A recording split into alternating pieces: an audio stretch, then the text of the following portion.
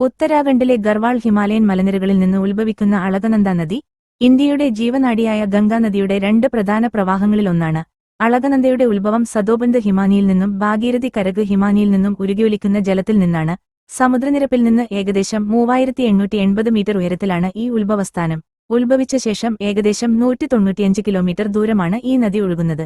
ഈ നദിയുടെ ഏറ്റവും വലിയ പ്രത്യേകത ഗംഗാ നദിയായി മാറുന്നതിന് മുൻപ് 5 പ്രധാന പോഷകനദികളുമായി സംഗമിക്കുന്നു എന്നതാണ്. ഈ 5 പുണ്യസംഗമ സ്ഥാനങ്ങളാണ് പഞ്ചപ്രയാഗുകൾ എന്നറിയപ്പെടുന്നത്. ആദ്യത്തേത് വിഷ്ണുപ്രയാഗ്, ഇവിടെ അളകനന്ദ ധൗളിഗംഗയുമായി ചേരുന്നു.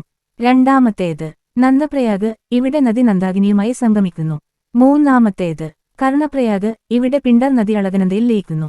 നാലാമത്തേത് രുദ്രപ്രയാഗ്, ഇവിടെ വെച്ച് അളകനന്ദയുടെ ഏക വലതുകര പോഷകനദിയായ മന്ദാകിനി സംഗമിക്കുന്നു. അഞ്ചാമത്തേത് ദേവപ്രയാഗ്, ഈ 5ാമത്തെ സംഗമസ്ഥാനത്ത് വെച്ചാണ് അളകനന്ദ ഭാഗീരഥി നദിയുമായി കൂടിച്ചേരുന്നത്. ദേവപ്രയാഗിൽ ഈ 2 പ്രവാഹങ്ങൾ ഒന്നായി ഒഴുകിത്തുടങ്ങുന്നതോടെയാണ് നദിക്ക് ഗംഗ എന്ന പേര് ലഭിക്കുന്നത്. കൂടാതെ ചാർധാം തീർത്ഥാടന കേന്ദ്രങ്ങളിൽ ഒന്നായ ബദരീനാഥ് ക്ഷേത്രം അളകനന്ദയുടെ തീരത്തോട് ചേർന്നാണ് സ്ഥിതി ചെയ്യുന്നത് എന്നതും ശ്രദ്ധേയമായ വസ്തുതയാണ്. ഉത്തരാഖണ്ഡിലെ ചമോലി, രുദ്രപ്രയാഗ്, പൗരി ഗർവാൾ ജില്ലകളിലൂടെയാണ് അളകനന്ദ പ്രധാനമായും ഒഴുകുന്നത്.